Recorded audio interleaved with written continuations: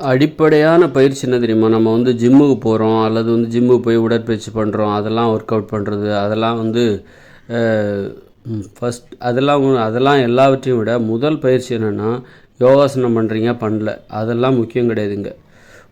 முதலில் நீங்கள் உங்களை தகுதியானவராக ஏற்படுத்தி நீங்கள் செய்ய வேண்டிய பயிற்சி என்னென்னா, உங்களை தகுதியானவராக ஆக்கிக் கொள்வதற்கான அடிப்படையான பயிற்சி நடப்பது, ஓடுவது.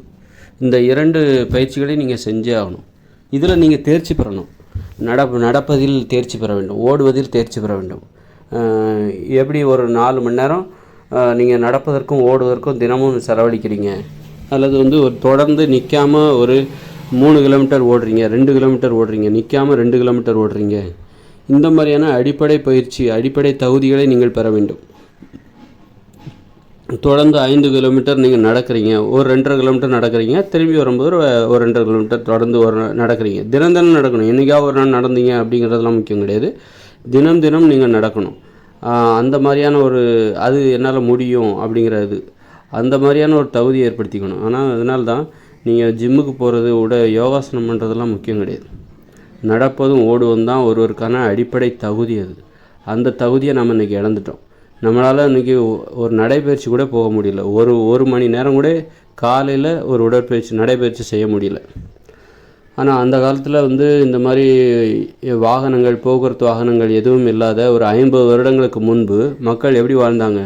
அவங்க தினசரி காலையில் 6 மணிக்கு எழுந்திருப்பாங்க, அப்புறம் இரவு 7 மணிக்கு படுத்து தூங்கிடுவாங்க. அந்த மாதிரி மின்சாரம் இல்லாத அந்த காலகட்டங்களில் அவங்க எங்கே போனாலும் நடந்து தான் போனாங்க. மோட்டார் சைக்கிள்லாம் கிடையாது, 2 வீலர் கிடையாது, அதாவது இருசக்கர மோட்டார் வாகனம் கிடையாது, எந்த பேருந்து எதுவுமே கிடையாது. அப்படிப்பட்ட காலகட்டத்தில் ஒரு 100 வருஷத்துக்கு முன்னாடி அல்லது 200 வருஷத்துக்கு முன்னாடி அதுக்கு பின்னாடி நீங்கள் போயிட்டே இருந்தீங்கன்னா, பெரும்பாலான மக்கள், ஒரு 99% மக்கள் எங்கே போனாலும் நடந்தான் போனாங்க, ஓடினாங்க.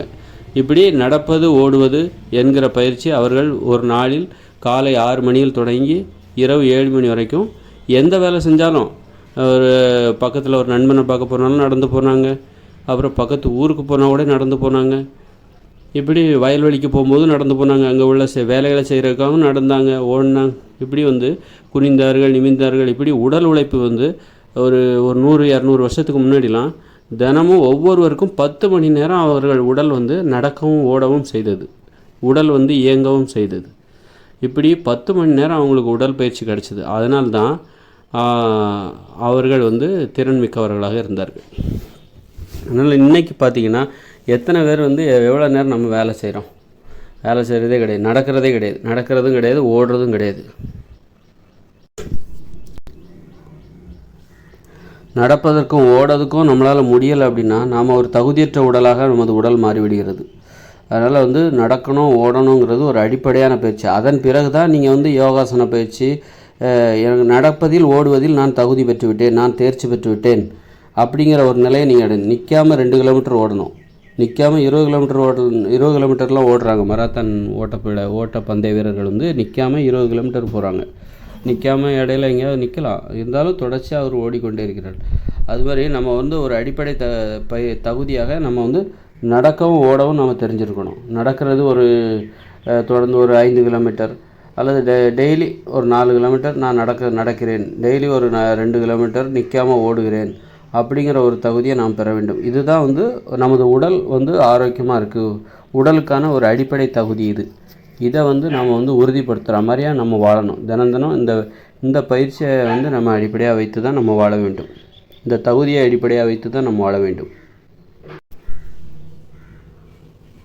இன்றைக்கெல்லாம் நம்ம நடப்பதே இல்லை. வீட்டில் எழுந்திருக்கிறார்கள், அப்புறம் குளிக்கிறாங்க, அப்புறம் ஒரு 2 வீலரில் ஏறி வேலை செய்கிற இடத்துக்கு போயிடுறாங்க. அங்கே போயிட்டு உட்காந்தே வேலை பார்க்குறாங்க.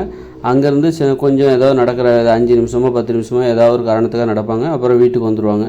இப்படி உட்கார்ந்தே இருக்கிறார்கள்.